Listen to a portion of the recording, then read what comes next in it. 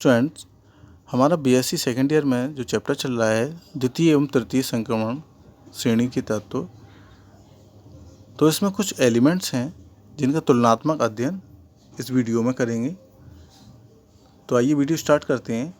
तो हमारे जो सिलेबस में दे रखे हैं वो 3 एलिमेंट्स के बारे में दे रखा है कि जर्कोनियम तथा हैफनियम का तुलनात्मक अध्ययन, दूसरा है आपका निकोबियम एवं टेंटिलम का तुलनात्मक अध्ययन, और तीसरा दे रखा है आपका मल्टीब्रेंडम और टंगस्टन का तुलनात्मक अध्ययन। इन तीनों के अकॉर्डिंग इसकी प्रॉपर्टीज़ जो मैंने पढ़ाई थी इसकी आपको, तो इन प्रॉपर्टी के अकॉर्डिंग क्वेश्चन बनता है आपका। तो देखिए जो मैंने दे रखा है कि निकोबियम व टेंटिलम की तुलना आयनिक त्रिज्या, ऑक्सीकरण अवस्था, चुंबकीय व्यवहार, स्पेक्ट्रल गुण व त्रिविम रसायन के संदर्भ में कीजिए। तो एक क्वेश्चन बनता है जो आपकी परीक्षा के लिए उपयोगी है, ठीक है, और मोस्ट भी है इस चैप्टर से। तो देखिए आवर्त तालिका में या आवर्त सारणी में 5वें समूह या आपके 5th ग्रुप में निम्नलिखित संक्रमण तत्व हैं। तो इसमें से हमने आपके फर्स्ट सीरीज, सेकंड सीरीज और थर्ड सीरीज यानी कि तीनों में से, यानी कि जो आपके प्रथम संक्रमण सीरीज है या श्रेणी है, और द्वितीय संक्रमण श्रेणी है, तृतीय संक्रमण श्रेणी है, इनके एलिमेंट्स एक एक एलिमेंट्स ले लिए और इनके गुणों के एक दूसरे से तुलना की है। तो देखिए कि नंबर 1 दे रखा है आपका बेनेडियम जिसका परमाणु क्रमांक 23 है। दूसरा दे रखा है आपको निकोबियम जिसका परमाणु क्रमांक 41 है। तीसरा दे रखा है आपको टेंटिलम जिसका परमाणु क्रमांक 73 है। तो आइए इनकी तुलना करते हैं इनकी प्रॉपर्टी के अकॉर्डिंग। तो आयनिक त्रिज्या, इसके लिए आपका फर्स्ट पॉइंट है आयनिक त्रिज्या। तो देखिए आयनिक त्रिज्या में देखिए निकोबियम व टेंटिलम की आयनिक त्रिज्याएं संगत ऑक्सीकरण अवस्था में लगभग बराबर होती हैं। इसका कारण लेंथिनाइट संकुचन होता है। देखिए निकोबियम व टेंटिलम की जो आयनिक त्रिज्याएं होती हैं, आयनिक त्रिज्याएं उनके संगत ऑक्सीकरण अवस्था यानी कि जो ऑक्सीकरण अवस्था होती हैं वो दोनों की लगभग सिमिलरिटी यानी कि बराबरी होती हैं। और इसका जो कारण होता है वो इसका कारण है लेंथिनाइट संकुचन, यानी कि जो लेंथिनाइट सीरीज है उस लेंथिनाइट में संकुचन यानी कि संकुचन एक एक्टिविटी होती है, संकुचन के कारण होता है। तो इनकी आयनिक त्रिज्या क्या है? बराबर। सेकंड पॉइंट है आपका ऑक्सीकरण अवस्थाएं। तो निकोबियम व टेंटिलम दोनों की ऑक्सीकरण अवस्थाएं +5 पाई जाती हैं। जो टेंटिलम आपका एलिमेंट्स है और निकोबियम, इन दोनों की जो ऑक्सीकरण अवस्थाएं पाई जाती हैं वो +5 पाई जाती हैं। ये -1 से +5 तक की ऑक्सीकरण अवस्थाएं दर्शाते हैं, और ये -1 से +5 तक की ऑक्सीकरण अवस्थाएं दर्शाते हैं जो कंपाउंड बनते हैं उसके अकॉर्डिंग। इनकी +5 ऑक्सीकरण अवस्थाएं सर्वाधिक स्थायी होती हैं, और इनकी जो +5 ऑक्सीकरण अवस्था यानी कि दर्शाते हैं अगर कोई कंपाउंड बनाते हैं तो वो सर्वाधिक जो कंपाउंड बनेगा वो सर्वाधिक यानी कि सबसे ज़्यादा अधिक स्थायी यौगिक होगा। Nb+5 अपचयन +3 में हो जाता है। Nb जो है आपका निकोबियम, ये +5 ऑक्सीकरण अवस्था से +3 में अपचयन हो जाता है, जबकि टेंटिलम +5 का अपचयन नहीं होता। ये इनकी ऑक्सीकरण अवस्था है। तो ध्यान दें कि Nb तो +5 से अपचयन करके +3 में हो जाता है, मगर टेंटिलम का अपचयन नहीं होता। इसका जो नेक्स्ट पॉइंट है वो है आपकी चुंबकीय व्यवहार, मैग्नेटिक बिहेवियर। तो निकोबियम व टेंटिलम दोनों ही अनुचुंबकीय हैं। ये दोनों ही जो तत्व हैं वो अनुचुंबकीय तत्व हैं। इनकी चुंबकीय आघूर्ण की गणना केवल चक्रण मान से नहीं की जा सकती। इनके लिए L5 युग्मन वाला सूत्र प्रयोग में लाया जाता है। तो इनके लिए एक फॉर्मूला यूज किया जाता है निकोबियम टेंटिलम, क्योंकि ये चक्रण जो केवल चक्रण स्पिन वाले मान से इनको नहीं दर्शाया जा सकता।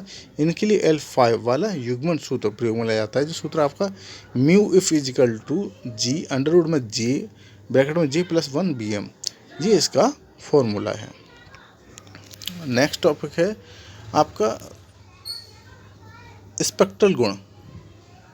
तो इसमें देखिए निकोबियम व टेंटिलम +5 ऑक्सीकरण अवस्था में आवेश स्थानांतरण व नियम ऑक्सीकरण अवस्था में डी संक्रमण के कारण रंगीन आय देते हैं।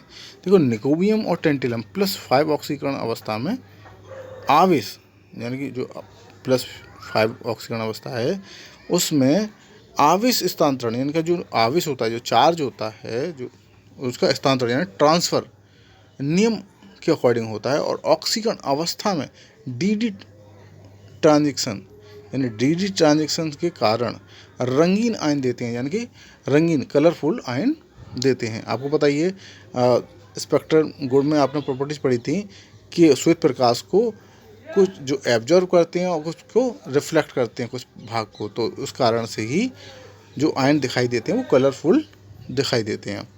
नेक्स्ट पॉइंट है आपको इसका त्रिविम रसायन। तो निकोबियम व टेंटिलम के यौगिक विभिन्न ज्यामितियों में पाए जाते हैं। NV5 तथा NTA5 चक्रीय टेट्रामर बनाते हैं जिनमें 4 अष्टक जुड़े होते हैं। तो देखिए आपका NV5 दे रखा है, NV5 और TA5।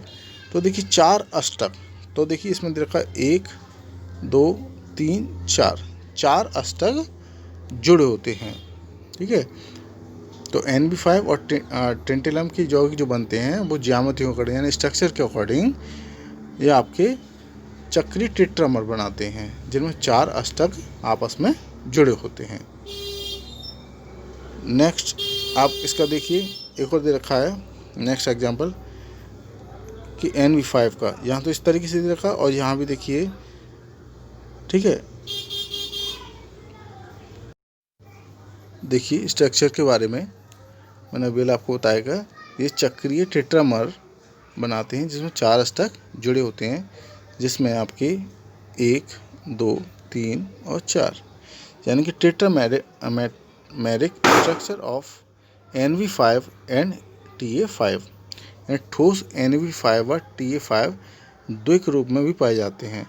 अगर ये जो यौगिक हैं वो द्विरूप यानी कि आपके डाइमेरिक स्ट्रक्चर NV5 यानी कि इसमें क्या है 2 अष्टक जुड़े हैं, तो यहाँ 4 अष्टकों में भी और 2 अष्टकों में भी पाए जाते हैं। +2 ऑक्सीकरण अवस्था NV6 और Cl12 +2 आयन अष्टकीय क्लस्टर बनाते हैं।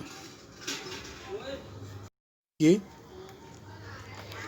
नेक्स्ट एग्जाम्पल जो स्ट्रक्चर दे रखा है कि structure of NV6C12 +2 ion showing the octahedral structure of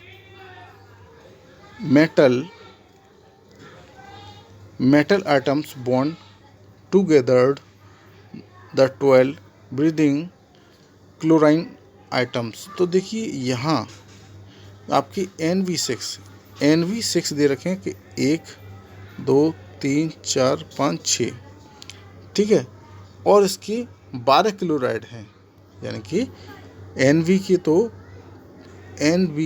आपके NV के तो 6 हैं, NV के 6 और कार्बन के 12 जो आइटम हैं वो जुड़े हुए हैं। तो देख लीजिए स्ट्रक्चर में आप बारी बारी से काउंट भी कर सकते हैं कि NV के 6 आपके 1 2 3 4 5 6, तो ये आपके NV के आइटम्स जुड़े हैं और इन NV से आपके 12 कार्बन के जुड़े हुए हैं। तो देखिए 1 2 3 4 5 6 7 8 9 10 11 और ये 12 कार्बन के जुड़े हुए हैं। तो जो स्ट्रक्चर ऑफ NV6 और C12 +2 आयन आपका स्ट्रक्चर बनता है। तो देखिए